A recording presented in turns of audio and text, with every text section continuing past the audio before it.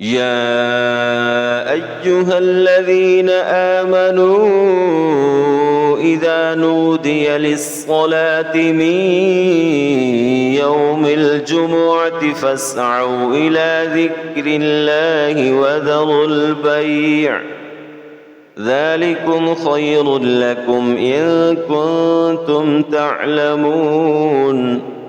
فإذا قضيت الصلاة فانتشروا في الأرض وابتغوا من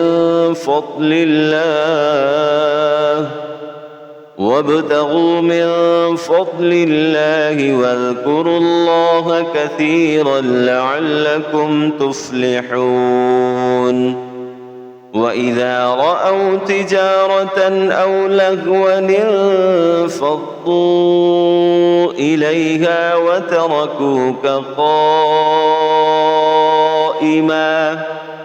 قل ما عند الله خير من اللهو ومن التجارة والله خير الرازقين.